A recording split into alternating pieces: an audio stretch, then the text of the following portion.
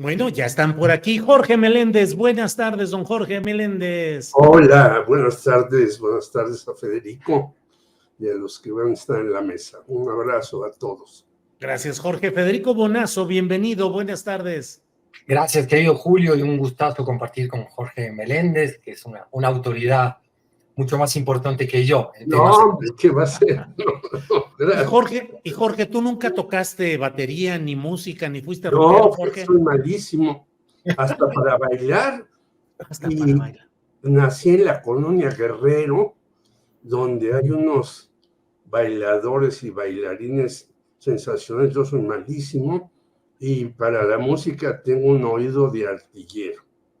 ¿De astillero? De astillero. Artillero. Ah, de artillero, perdón. No de astillero. Yo dije no te estoy echando la bronca a ti.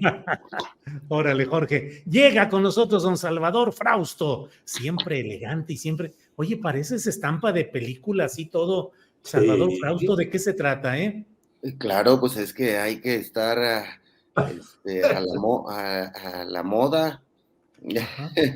Pero, ya que Jorge no me sigue en mis modas de las barbas. No, pero ya te vi con Rosa Isela con barba súper azul. Súper azul, sí, exacto. Está bien, bienvenido, Salvador Frausto. Hola, Julio, Jorge, Federico, un gran gusto arrancar la semana con ustedes. Bueno, pues miren, hay una noticia que de inmediato vamos a compartir con la audiencia de que ya Marcelo Ebrard ha salido y ha dicho, miren ustedes, cuando veo al horizonte, los veo a ustedes, veo el nuevo camino de México, veo su grandeza y un futuro prometedor. Resulta que ha anunciado que va a conformar una asociación civil que se va a llamar El Camino de México. Esto dice que es el movimiento político que ellos representan, pero saben que no pueden hacer un nuevo partido político porque la ley establece que tiene que ser después de las elecciones que vienen, de las elecciones federales, de tal manera que por lo pronto dice que va a formar una asociación política. Dice, no estamos formando un partido político porque los partidos no se pueden formar ahorita. ¿Qué opinas sobre ello, Federico Bonazo? Bueno, quien quiera tomar la palabra, sí. No, está bien que empiece Federico. Gracias, yo voy a ser muy escueto porque en materia especulativa sabes que siempre tengo mis dudas, Julio, de lanzarme al ruedo de la especulación, porque se alimenta todo un territorio en el cual el dato concreto, la realidad política se contamina de sesgos, pronósticos que luego no se cumplen. Sigue prolongándose, a mi modo de ver, una decisión política de Marcelo Ebrard que no sé qué costo va a pagar él por eso, donde dice, se va a quedar dentro de Morena. Yo tengo una apuesta con unos amigos, muy buen vino hay de por medio de la apuesta, si Marcelo se va a Movimiento Ciudadano o se queda en Morena. Entonces el vino pasa de manos en nuestro imaginario de amigos cada día, porque con cada declaración o no declaración de Marcelo, uno piensa, bueno, ahorita ya sí se va a Movimiento Ciudadano. No, ahora se queda. Las señales parecieran informarnos de que Marcelo Ebrard se queda en Morena y desde allí intentaría hacer un movimiento, ¿no? Pero que eso no tiene mucha viabilidad política en el mediano plazo, es decir, sería una estrategia en el corto plazo para postergar una pelea con ese movimiento que mucha gente dentro de Morena lo vería como una traición. No sé qué tanto más pueda estirar la liga de su decisión política, Marcelo. También especulamos con qué estará negociando. Evidentemente, la dirigencia de Morena, la misma Claudia Sheinbaum, han sido bastante tolerantes con este forcejeo que ha propuesto Marcelo. Y me imagino que allí hay una negociación de la que todos nosotros no participamos y no sabemos muy bien de qué se trata. ¿Qué estarán negociando? ¿Querrá ser el líder del movimiento? ¿Querrá ser una corriente dentro de Morena? ¿Finalmente habrá ruptura y saldrá con un partido cuando la ley electoral lo permita? ¿Qué sé yo? Yo confieso estar confundido al respecto.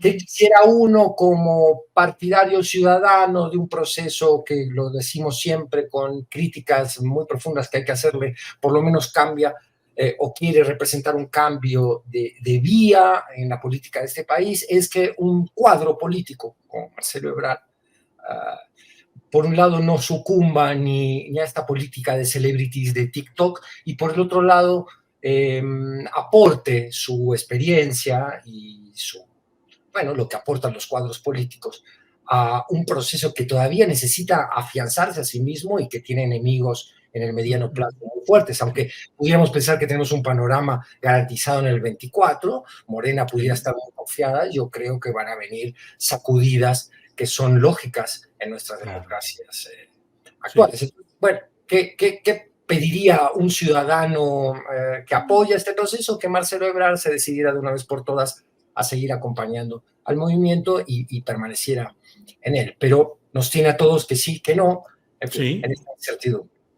Federico, pues luego nos platicas quién ganó el consumo de esa muy preciada y muy peleada botella de vino, y vamos con Salvador Frausto para preguntarle, Salvador, a reserva de que hagamos también nosotros alguna apuesta por ahí, de algún, sí, pues digo, sí, está bien que no nos gusta está mucho bien el que no consumo, nos sí, inviten, pero podemos, ¿cómo nosotros no? sí.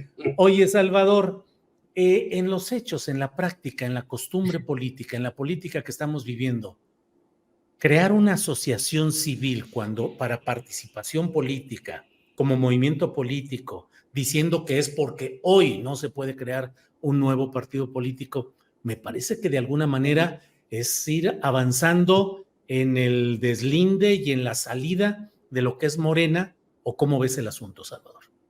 Me parece que Marcelo está vendiendo caro su amor, lo más caro que pueda. ¿Aventurero? Está de aventurero, anda de coqueto. En algún momento Viri Ríos hacía una columna que se llamaba Marcelo Coqueto, ¿no? Me parece que en este momento Marcelo sí tiene tres opciones, por lo menos dentro de los partidos que van a competir o las coaliciones que van a competir por el 2024. En el caso de Morena, yo apostaría por esa botella de vino que con obligación, si la ganara o la perdiera, pues participaría de la apuesta, pero tiene Marcelo la opción de quedarse en Morena. Lo que pasa es que ya lastimó al haberse tardado, al haber cuestionado el proceso electoral. Él sabe que las heridas tardan en sanar, pero sanan. Vemos el abrazo de Claudia Sheinbaum y de Ricardo Monreal en el evento del fin de semana, y algo que hubiera sido impensable en otro momento político de nuestro país. Terminaron peleadísimos en aquella elección para jefe de gobierno del 2018 y en los años siguientes. Ahora están muy aliados, es incluso el coordinador de logística. Es decir, en política las ofensas se olvidan por los intereses y por las posiciones. Entonces me parece que Marcelo está jugando a que le den algo más que la posición en el Senado que se le tiene prometida al segundo lugar, es decir, una posición con cierta fuerza, con una bancada que tenga cierta cantidad de legisladores leales a él, y pues por ahí está la posición de Marcelo, porque no es lo mismo que coordine y que todos los demás le sean leales a Claudia, a que coordine el Senado y que tenga una base de legisladores suficientes como para poder inclinar la balanza como coordinador de los senadores de Morena. Y por otra parte, lo que me cuentan algunas personas del Frente es que la apuesta que le hace el Frente es muy osada. Le ofrecen todos sus tesoros, le ofrecen coordinar la campaña, ser coordinador general de la campaña, aunque se enoje Krill, le ofrecen coordinar la bancada de senadores, y en el eventual caso de que ganen, pues alguna posición en el gabinete. La propia Xochitl ha dicho que lo vería bien como secretario de Gobernación.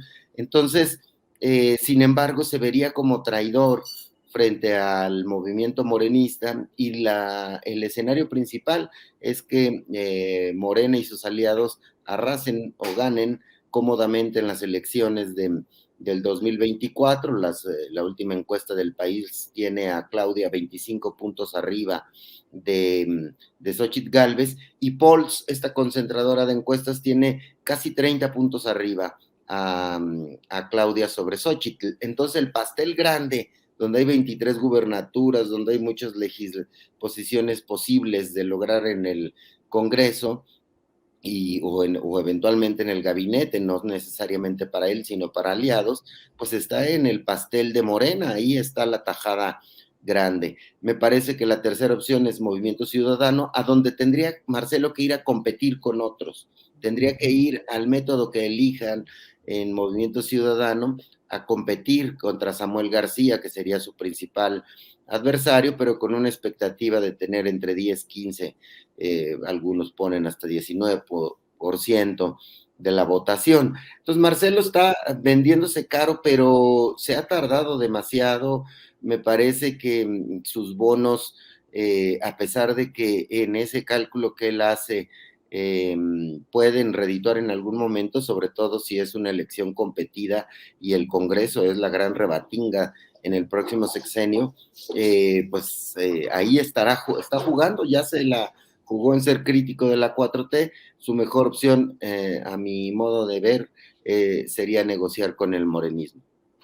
Bien, gracias, Salvador. Jorge Meléndez, recurro a tu experiencia para preguntarte qué sucede cuando se permiten este tipo de expresiones de disenso al interior de un partido fuerte. En el PRD se vivió eternamente el problema de las llamadas tribus, que eran los grupos que defendían sus posiciones atrincherados en ellas y negociando. Decían a veces, esta elección va a navajazo limpio.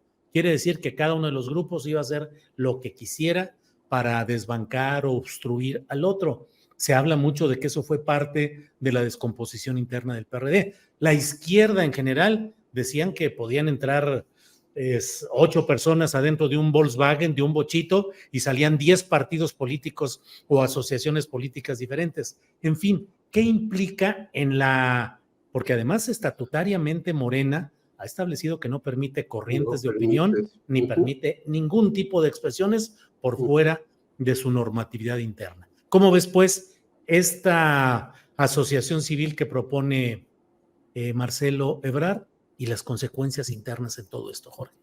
Bueno, yo te diría que yo participé en el Partido Comunista de 1964 hasta su extinción, y al final hubo algunas corrientes políticas.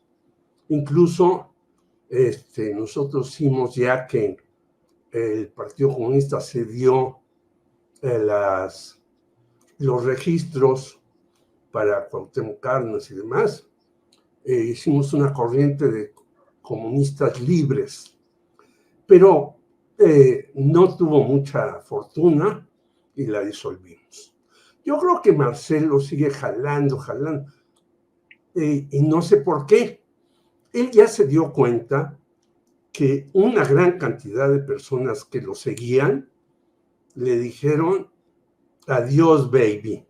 Ahí tú sabes qué haces, pero nosotros nos vamos a quedar porque queremos reelegirnos, queremos posiciones. Bueno, recordemos que cuando se hace el acto con Claudia Sheinbaum, que dicen que es la ganadora, que no llega Marcelo, y que unos policías empujaron a Malú Mitchell, que por cierto, la señora tiene muy mala fama y trato con muchas personas, y han escrito en contra de ella. Yo no lo voy a hacer ahora, pero tiene esa fama esta señora, que es una de sus operadoras políticas. Bueno, vimos a un señor, Ricardo Monreal, que no aplaudía, desencajado,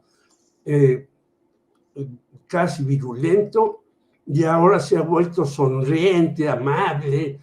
Claudia es la buena y todo eso. Y según trascendió, el hermano va a pedir licencia en Fresnillo, Zacatecas, para venirse acá al Senado, porque pues no puede. Allá en Fresnillo es un infierno el asunto, y ya se quiere venir para acá para después tratar de ser el gobernador tercer gobernador monrealista en Zacatecas. Bueno, todo el mundo está haciendo cosas para el futuro y en efecto, Marcelo tragará sapos, pero no come fuego. Y él ya se dio cuenta de que sus bonos no son tantos como él pensaba. Lo han alabado el propio López Obrador, la propia Claudia, vente Marcelo, no te desesperes y demás. Y ahora dice, voy a fundar una asociación política. Pues sí, la podrá fundar, pero yo creo que no tendrá mucho futuro en un lugar en donde los partidos políticos o corren a este tipo de personajes o los aceptan y les ponen las reglas del juego. Yo creo que Marcelo sigue, no sé por qué, enojado con algo que él aceptó y que todo el tiempo estuvo en segundo y hasta en tercer lugar. Es una salida retórica para mí esta, de Marcelo Ebrard, decirle, bueno, compañeros, vamos a agruparnos y vamos a en Morena, que no acepta, como tú has dicho, este tipo de cuestiones, este tipo de agrupaciones, como se aceptaron incluso en los partidos comunistas, que fue un avance y después tronaron esos partidos en todas partes. Por lo tanto, yo creo que es una salida de Marcelo para quedarse, decirles, vean cómo yo sigo peleando, pero en realidad, pues ya aceptó y no creo que tenga ninguna posibilidad, ni con la señora Xóchitl, que leí por ahí. La señora Xóchitl es la que va a determinar los diputados, los senadores y no los partidos. Digo, pues es una locura de quien escribió eso. Aquí los partidos son los que determinan muchas cosas, los jefes de los partidos, como tú has dicho, como sucedió en el PRD, etcétera, y Marcelo pues se tendrá que supeditar haciendo todos los juegos retóricos y las cabriolas que quiere, pero no le queda de otra si quiere seguir adelante en su carrera política. Bien, Jorge.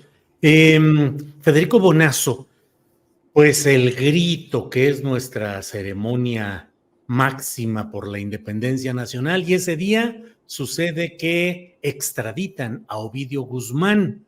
Era un momento complicado porque venían todas las actividades en las ceremonias del grito en las capitales de los estados y en la capital del país. No pasó nada, afortunadamente, no hubo un tercer culiacanazo, extraditaron a Ovidio, está ya, o ahora mismo está ya en proceso de iniciar todo lo que corresponde al tratamiento judicial que va a tener su caso allá en Estados Unidos. Pero bueno, el presidente de la República hoy dijo, entre otros temas, que no se usara en términos electoreros este tema como se está usando en Estados Unidos. Y yo diría también en México, porque se habla mucho los opositores al presidente de una protección, alianza o tolerancia de Palacio Nacional con el cártel de Sinaloa. ¿Cómo viste este tema de Ovidio, AMLO y las elecciones en Estados Unidos y México, Federico? Sí, tema también territorio muy fértil para todo tipo de especulación. Aquella que habla de que hay un pacto entre el gobierno federal y el cártel de Sinaloa, aquella que, en fin, voces que tú, por quienes representan, te das cuenta que van a correr especulaciones con cierta cuota de dolo, y otras que te ponen a pensar. Yo creo que los ciudadanos sabemos mucho menos de lo que en realidad pasa en este intríngulis tremendo entre lo que es la ruta del fentanilo, la DEA, toda la interna del Partido Republicano en los Estados Unidos, donde la agenda la marca Trump y marca una agenda así como toda la alt-right mundial. Lo vemos en España, lo vemos en Latinoamérica. Lleva la agenda justamente con los temas de la derecha. Trump ha dicho que ha especulado con invadir, bueno, él no va a usar la palabra invadir, sino combatir a los bad hombres directamente con la fuerza del ejército estadounidense sobre territorio mexicano para acabar con este problema. Esa es una fanfarronada electorera, como muy bien denuncia el presidente hoy en la mañanera, pero de la que se cuelgan DeSantis y todos los tantísimos candidatos republicanos que están compitiendo en clara segunda posición de popularidad por debajo de Trump. Alarma a los que tenemos cierta conciencia de lo que es capaz de hacer Estados Unidos en el resto de la región. Por supuesto que la situación con México es muy, muy particular, y este escenario de los Marines entrando a solucionar el problema del fentanilo, de las drogas, lo cual por supuesto es una cosa completamente absurda desde todo punto de vista político, geopolítico. Pero de todas maneras, alarma e incomoda y causa el malestar que también ha expresado el presidente. Hoy veíamos la burla de Derek Maltz, que es un ex funcionario de la DEA, contra Ovidio. Pone unos memes muy denigrantes de Ovidio capturado y diciendo que con esto se va a solucionar, o que es el camino correcto para solucionar el problema del fentanilo, que entiendo yo que no soy para nada experto en el tema del narco y que cada día requiere además ilustrarse. La ruta del fentanilo es muy complicada, ¿no? Viene de Asia, viene de China y otros países asiáticos, llega a México. Allí estos insumos, los precursores químicos para la fabricación de la droga, pasan a Estados Unidos. En fin, evidentemente la captura de Ovidio no va a solucionar ese problema. Habrá que preguntarle a los expertos en materia de droga cuáles serían las propuestas en políticas públicas de una coordinación entre ambos países para realmente derrotar o moderar muchísimo ese problema. Y después está otra vez en el terreno de la especulación lo que Ovidio pueda decir en un juicio, como García Luna mismo. Están las voces que con cierta malicia dicen que puede revelar, por supuesto, ciertos contubernios entre el gobierno actual mexicano y el narcotráfico. Hay otras que piensan que no va a cambiar demasiado lo que ya sabemos en la penetración del crimen organizado en todos los órdenes de la vida pública del país, incluida la política y la de los partidos políticos. Pero por supuesto que se abren muchas interrogantes, hay mucha curiosidad por saber cómo se va a dar el juicio en Chicago, aunque la causa más importante tengo entendido que está en Nueva York, que tiene que ver justamente con el fentanilo. Vamos a ver cómo actúan las fiscalías estadounidenses, y esto nos retrotrae también a preguntarnos cuándo le conviene al gobierno mexicano que sea extraditado un personaje de esta índole y cuándo conviene al gobierno mexicano, como en el caso de Cienfuegos, llamar diplomáticamente a que esa extradición se revierta y se juzgue o deje de juzgar o exonere en territorio mexicano a otros personajes que también tendrían muchísimo que revelar sobre todos estos contubernios. En fin, terreno especulativo nuevamente, Julio. Lamento no poder aportar una conclusión que yo crea que realmente puede ayudarnos a entender más el problema. Creo que todo es en este momento mucho más especulativo que concreto. Bien, gracias, Federico. Salvador Frausto, ¿qué onda con Ovidio? ¿Qué significa tanto en la relación electoral en Estados Unidos como en la interna del propio México? Ovidio cierra finalmente esa etapa de una larga incapacidad del Estado mexicano para cumplir una orden de extradición que hace 4 años se inició con el primer culiacanazo y luego se tardó todo este tiempo hasta llegar a enero de este año cuando se detuvo a Ovidio y hasta ahora cuando lo extraditan. Pero, ¿qué significados crees que tiene todo esto, Salvador?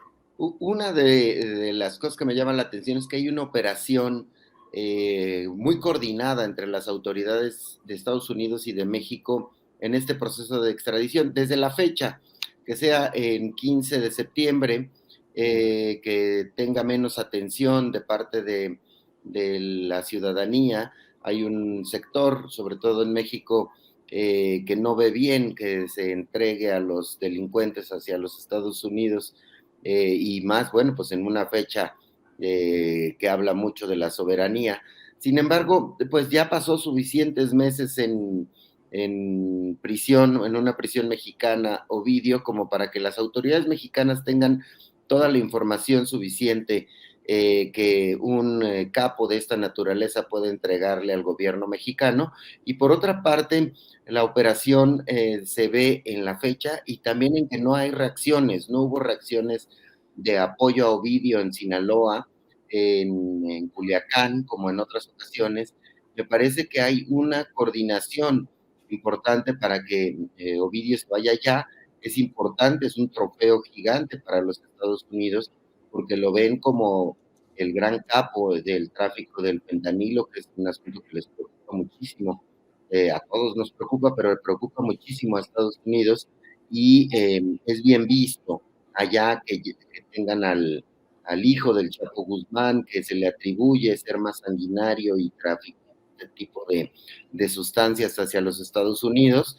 Y entonces tiene muchos significados. Le agrada a los Estados Unidos. México y Estados Unidos hacen una operación coordinada, importante, y lo que pueda contar Ovidio allá me parece pues que hay que seguirlo con mucha atención. Estos juicios siempre terminan revelándonos mucho de cómo ocurre el tráfico, quiénes son los policías que habría comprado, qué tipo de autoridades habría sobornado Ovidio Guzmán en territorio mexicano. Pues eso es una información muy importante que va a salir en ese juicio, y bueno, pues estamos viendo ese tipo de reacciones allá.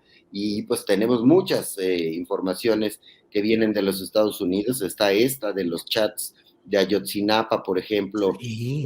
que van a ser, que se pretenden poner también en un juicio contra uno de los operadores principales de Guerreros Unidos en los Estados Unidos. También nos puede revelar muchísimo de qué pasó la noche y madrugada del 26 y 27 de septiembre de hace 9 años, para poder conocer quiénes levantaron y quiénes ordenaron el levantamiento de los estudiantes de Ayotzinapa. Entonces, estamos con mucha atención de las cortes estadounidenses para conocer verdades que probablemente deberían conocerse desde México, pero las estamos conociendo desde los Estados Unidos, como una especie de cooperación de justicia entre ambos países. Y pues yo creo que el deteriorado sistema de justicia que tenemos, en el que vemos a jueces involucrados con el crimen organizado, nos da una luz en los temas de justicia que tienen que ver con el narcotráfico y con la corrupción. No veo preparado al sistema de justicia mexicano, que todos los casos se les caen, que hay mano negra, que en muchos de ellos que se otorgan amparos a la menor provocación. Entonces, por lo menos estamos conociendo parte de la historia entre el narcotráfico y la corrupción en los últimos años a partir de estos juicios en los Estados Unidos. Entonces, pues bueno, pues hay que seguirlo con mucha atención, lo que siga pasando por allá, Julio. Y el Salvador Jorge Meléndez, Salvador Frausto nos da pie para el planteamiento que quiero hacerte. En el diario Milenio, precisamente hoy está publicada una nota del reportero Ángel Hernández que dice: fiscales estadounidenses planean utilizar como evidencia judicial conversaciones que interceptaron a sicarios de Guerreros Unidos durante y después de la desaparición de los 43 normalistas. El Departamento de Justicia quiere utilizarlos como evidencia del tráfico de drogas que Guerreros Unidos realizaba de Iguala, Guerrero, a la ciudad de Chicago. ¿Podría revelar todo esto? Nueva información clave para el caso Ayotzinapa, pero viene, Jorge, como muchas cosas y como siempre, desde Estados Unidos. En México, el presidente de la República dice que él tiene vocación de que haya transparencia, pero el debido proceso y ese tipo de cosas podría impedirlo. En fin, estamos ya, Jorge, en la semana de cumplirse los 9 años en que no hay verdad ni justicia sobre el caso Ayotzinapa. ¿Qué opinas de todo esto que he planteado, Jorge? Así es. Bueno, primero sobre el caso Ovidio. Él se declaró ya inocente.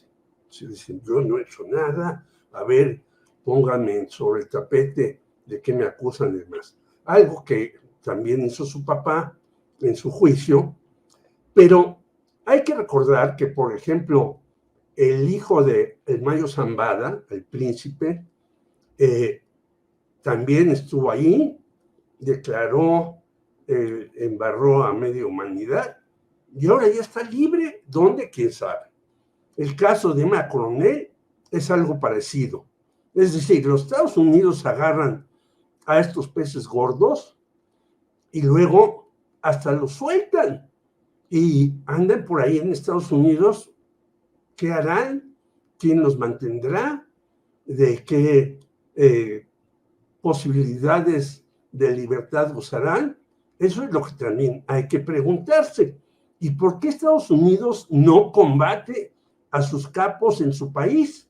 Porque no hemos sabido que haya una organización, y si las hay, la misma DEA, con la cual se supone que ya no tenemos este tipo de acuerdos para que estén los agentes aquí y hagan lo que les dé la gana, secuestren gente, como al doctor Álvarez Machain y muchos más, sigue espiándonos, sigue haciendo todo lo que le da la gana aquí y sigue echándonos la culpa de lo que ellos son responsables de evitar en su país. Entonces es una perversión terrible. Y luego el caso de los 43 muchachos que ya Salvador Frausto hablaba y tú. Bueno, el presidente López Obrador dice que el miércoles se va a reunir con las madres y los padres y que estarán ahí varias autoridades, entre ellas el subsecretario Alejandro Encinas, el cual, según él y algunos personajes que trabajan con él, ha sido espiado por el ejército. Esto no lo estoy revelando yo, sino en una entrevista que le hacen a mi querido amigo José Reveles, él denunció que el señor Alejandro Encinas fue espiado por el ejército.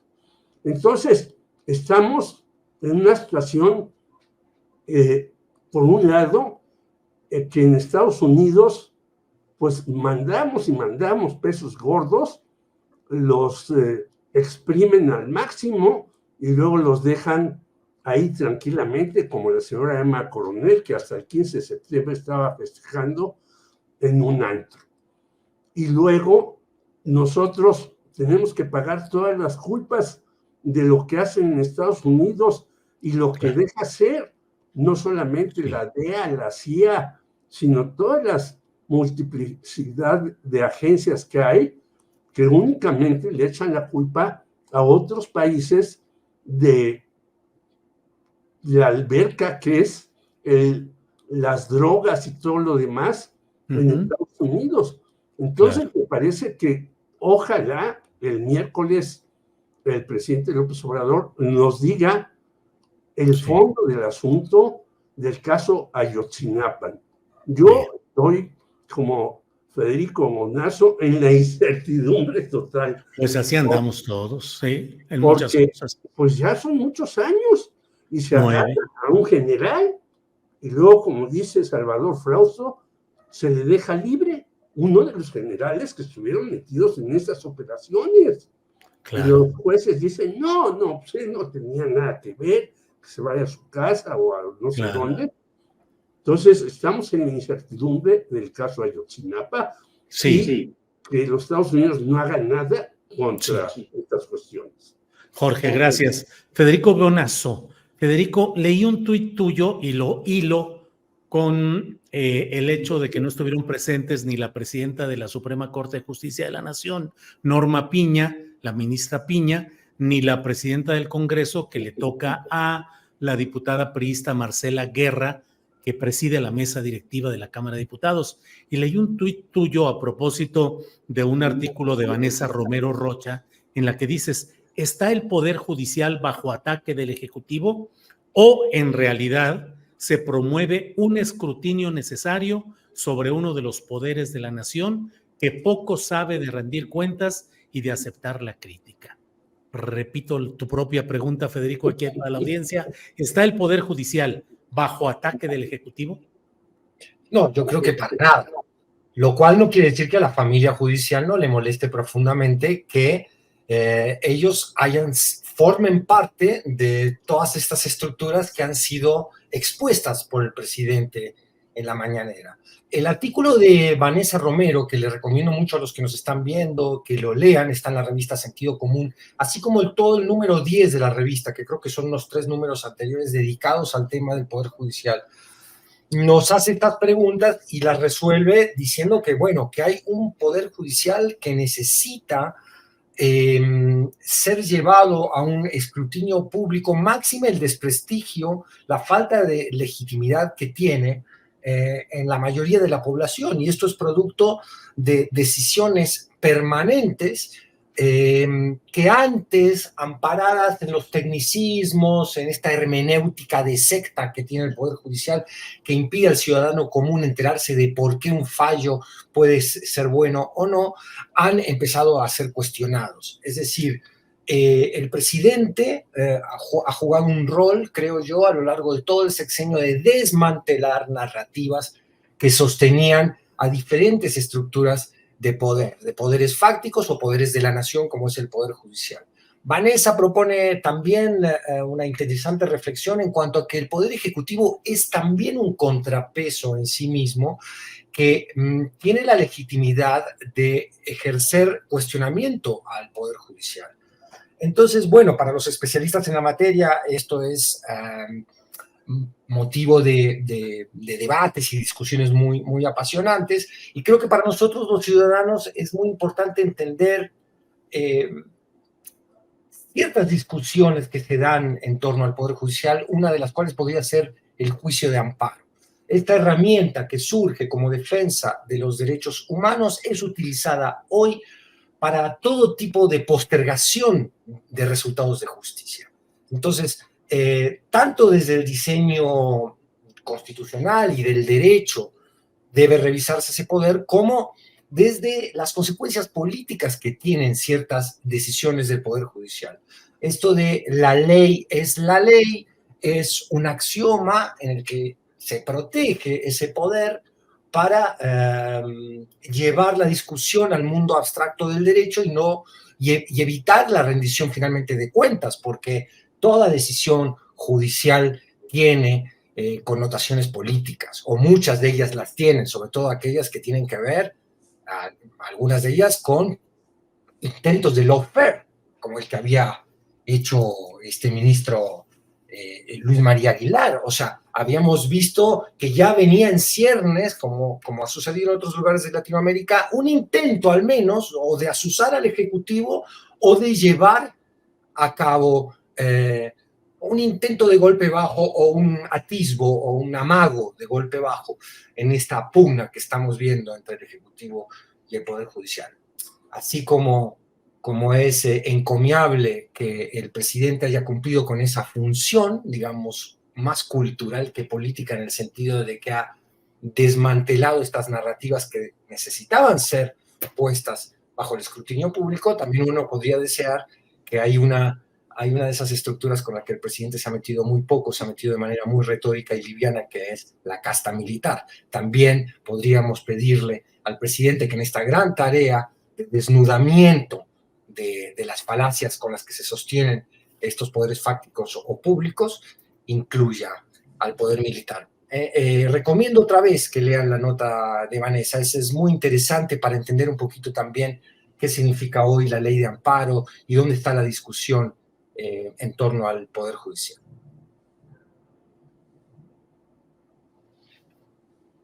Tu micrófono, Julio. Yo solito me lo quité, yo.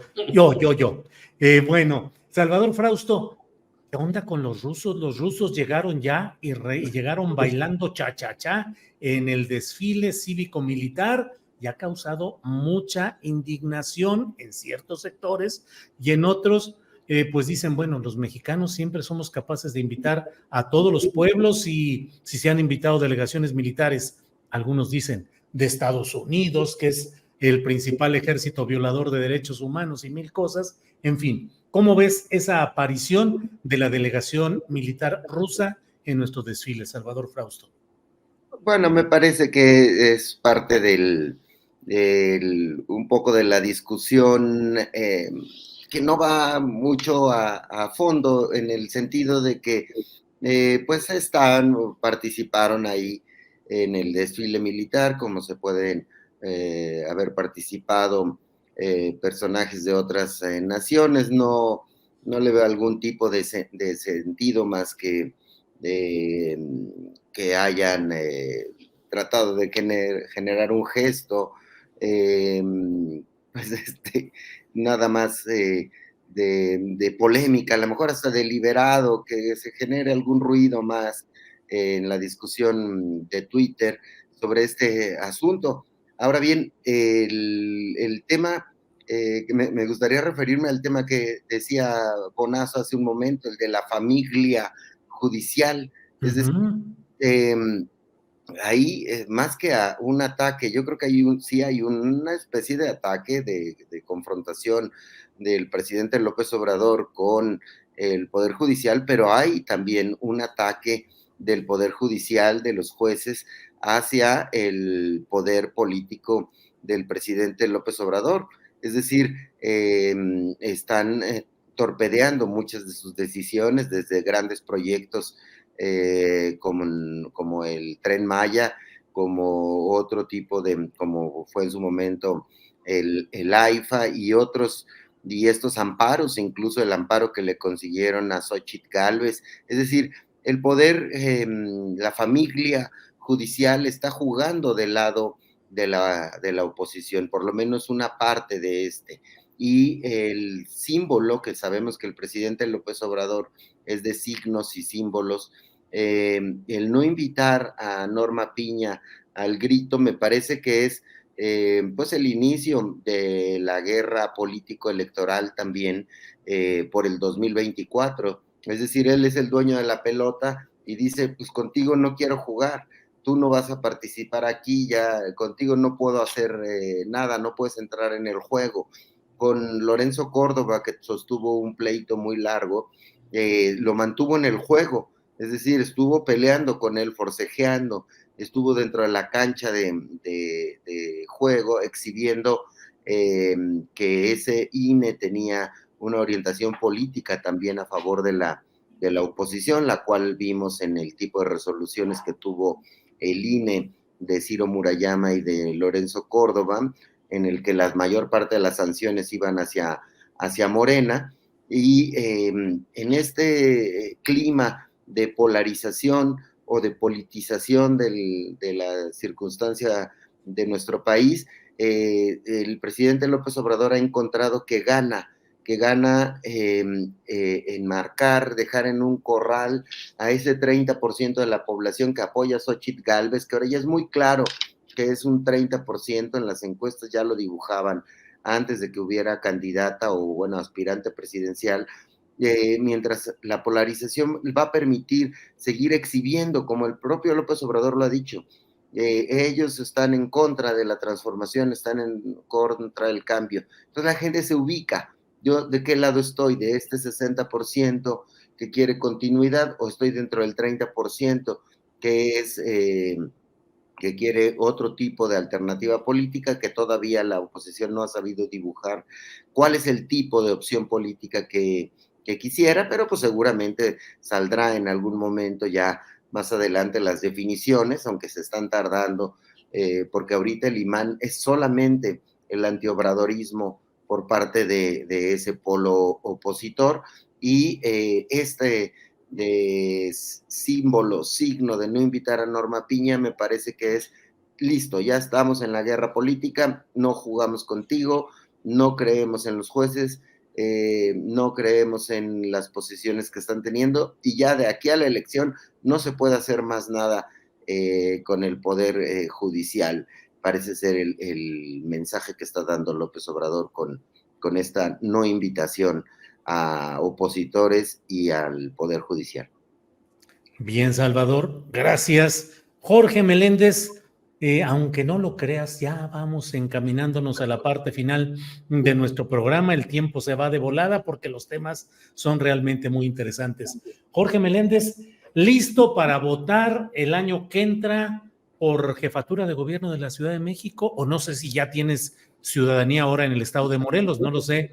No, en Morelos, ¿por qué? No, bueno, sería. en Puebla, perdón, en Puebla, No, claro.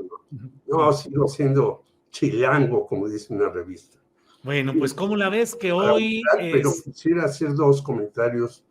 Uno, hay que recordar que el rey del amparo se llamó Ignacio Burgoa. Yo lo traté, por cierto, porque iba a un restaurante de por aquí, y el hombre era el rey del amparo porque hacía amparos para terratenientes y demás casatenientes y todo lo demás. 2, que el señor Luis María Aguilar tiene más de 9 meses sin decidir lo de los amparos que también tiene el señor Ricardo Salinas Pliego.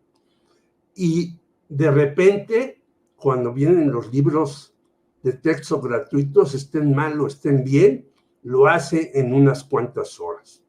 Y este señor Salinas Pliego, bueno, tiene hasta el orgullo de retratarse con Verástegui y decir, este es mi gallo y le voy a dar todo el tiempo que se necesite en TV Azteca. Entonces, el Poder Judicial tiene ese tipo de problemas y muchos más que les da salida a narcotraficantes que aparentemente son de segunda división, pero que son los que hacen todo en las plazas que les encomiendan. Entonces yo creo que hay que tratar de resolver eso. Ya lo había planteado en el plan de gobierno anterior la señora Claudia Sheinbaum, yo creo que lo va a reiterar ahora en su campaña, de hacer una reforma al Poder Judicial. Y respecto a votar en la Ciudad de México, yo creo que hay que votar no solamente, yo lo he dicho, a pesar de que en algunos compañeros de la 4T me tienen vetado, absolutamente, yo he dicho, hay que votar todo por Morena. Me pueden gustar algunos de los candidatos o no gustar, porque no todos los candidatos de Morena me gustan a mí, menos cuando van unidos al Partido Verde y al Partido del Trabajo, que salvo Gerardo Fernández Noroña, del cual yo he sido amigo y hemos discutido cuestiones críticas, él es muy abierto para esto. Pero yo creo que estamos nuevamente en el dilema. Darle a Morena la posibilidad de un cambio realmente más de fondo o frenarlo.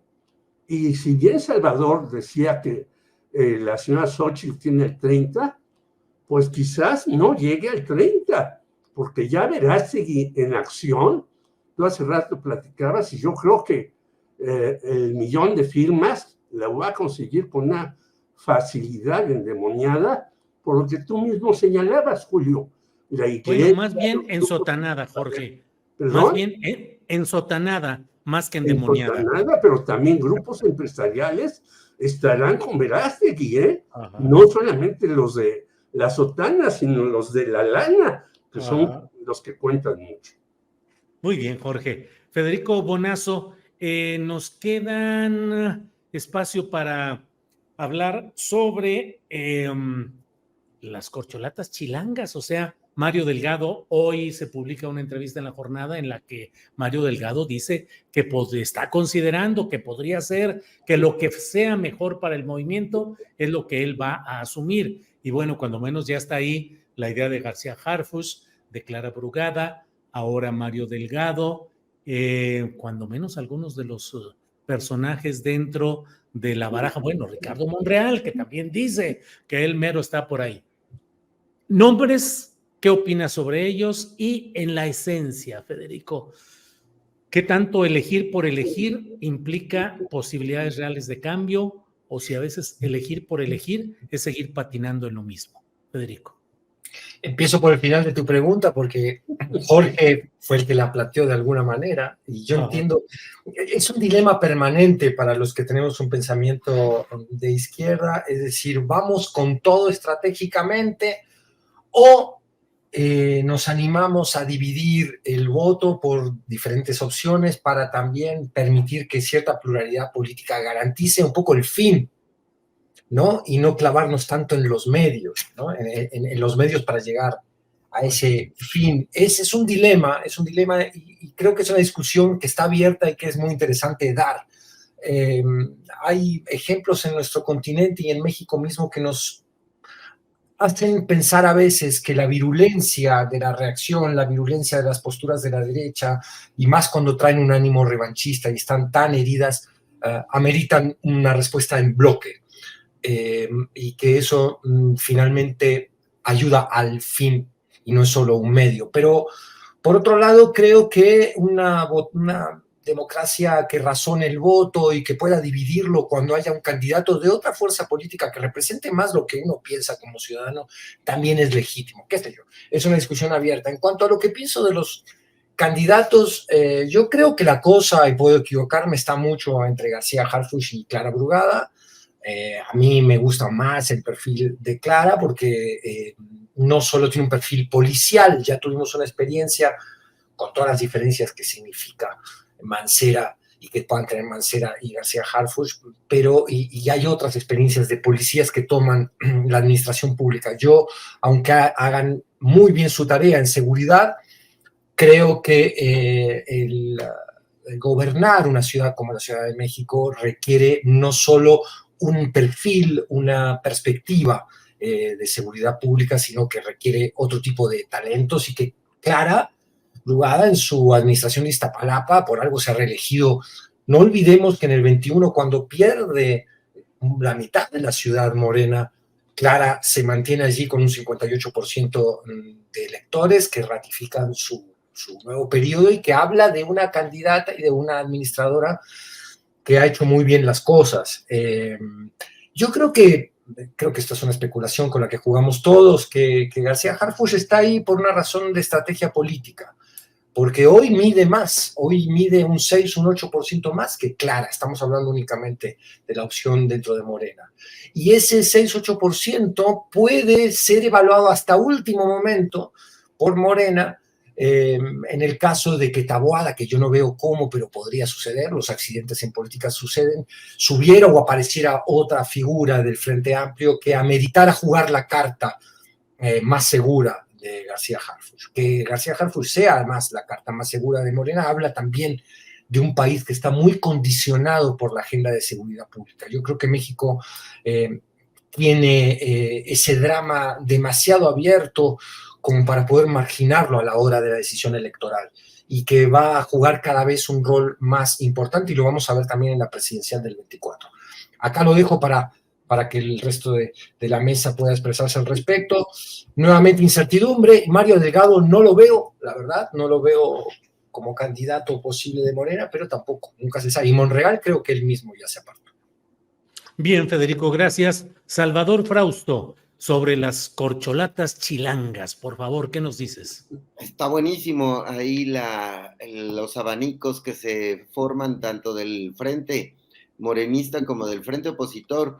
A mí me parece que Harfuch, esta noción que se tenía de él de rómpase en caso de emergencia, van a tener que ocuparla, es decir, no pueden poner en riesgo el polo morenista, la elección en la Ciudad de México es quien mejor está posicionado, y veo mucho más amenaza para Harfuch si la elección es por encuesta, que todo pareciera indicar que así va a ser,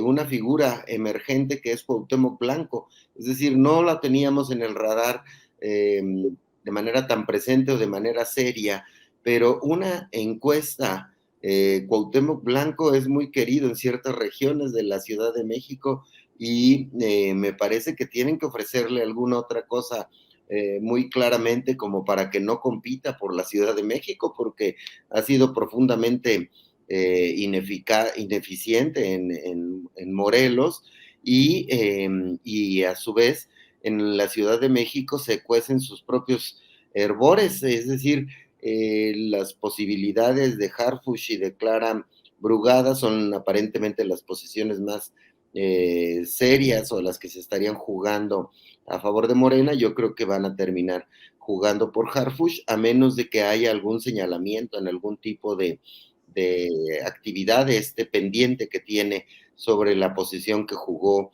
en la policía federal o su equivalente en la época de Ayotzinapa o su paso por las corporaciones policíacas, podría ahí tener algunas dudas. Y del otro lado, también hay una figura emergente que ya tiene la bendición de Claudio X González. Sandra Cuevas nos decía en el Café Milenio que ha tenido por lo menos 2 reuniones ya con Claudio X González y es quien la está animando a lanzarse por el Frente Amplio por México, y pues Taboada no prende y ninguno de las Lía Limón se ha pronunciado, Kenia López Rabadán, no me parece que pudieran tener hasta allá mayor peso que en las alcaldías que ya controlan, en Miguel Hidalgo, en Benito Juárez,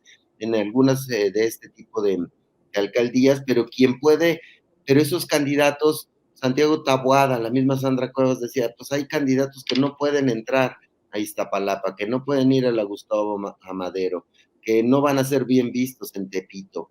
Ella sí puede entrar, es una de estas candidatas tipo Samuel García, que pueden ser muy populares, que pueden tener posiciones que unan y que le den esperanza a ese porcentaje de la población chilanga que haría cualquier cosa con tal de ganarle a Morena. Entonces, yo estaría dibujando un escenario en el cual Harfuch se enfrentara con Sandra Cuevas por la Ciudad de México, y ahí va a tener que haber una operación muy fuerte al interior de las dos coaliciones. Y el tercer jugador me parece que está cantado, que sería Salomón Chertorivsky, que está por Movimiento Ciudadano, que está calladón, pero tiene sus 5, 6, hasta 8% en las encuestas, y eso es muy importante para Movimiento Ciudadano en esta ciudad. Bien, Salvador, gracias. Jorge Meléndez, te toca cerrar esta mesa. Son las 2 de la tarde con 58 minutos. El tema que quieras, por favor, Jorge. Rápidamente, en efecto, yo creo que sí no se pueden a veces votar en bloque, pero yo fui con el ingeniero Alberto Castillo para hacer que se desistiera de su candidatura y se la diera a Cuauhtémoc Cárdenas, y mira, resultó un éxito a pesar del fraude que le hicieron a Cuauhtémoc Cárdenas. Yo creo que en ocasiones hay que cerrar filas si el enemigo está enfrente y disparando con todo, que es lo que hemos visto. Coincido con el maestro Bonazo, que a mí me gustaría más Clara Brugada que Omar García Harfuch, pero aquí, bueno, no es cuestión de gusto, sino de las encuestas que ya se han hecho y donde a este señor Omar García Harfuch, que yo no soy muy partidario de él, está muy por encima. Y en segundo lugar, en efecto, yo creo que Sandra Cuevas puede hablar con Claudio X y con Claudio Z y demás, pero la señora todos los días se autoflagela. Ella ama a Sandra Cuevas siendo Sandra Cuevas, y si no fuera Sandra Cuevas, la amaría más. Bueno, ya con esas declaraciones que hace la señora es para no votar. Y en efecto, yo creo que a Cuauhtémoc Blanco seguramente, y yo haré un coraje terrible, le van a dar algo, pero no creo que le den la jefatura de la Ciudad de México de ninguna manera, después del desastroso papel que hizo en Morelos, y a pesar de que es muy popular, la gente también recuerda muchas cosas de este popular, no solamente en Morelos, sino que era un golpeador de mujeres hace tiempo. Jorge Meléndez, muchas gracias. Federico Bonazo, gracias y buenas tardes por esta ocasión. Gracias, Julio. Qué gusto compartir con Jorge y con Salvador. Gracias. Salvador Frausto, gracias. Gracias por todo y siga usted con esa estampa tan elegante, don Salvador. Gracias, Julio. Ha sido un gran gusto compartir la mesa con Jorge y con Federico. Abrazos a la audiencia. Jorge Meléndez, gracias, buenas tardes. Abrazos a todos, que estén muy bien. Bien, Muchas gracias por todo. hasta pronto.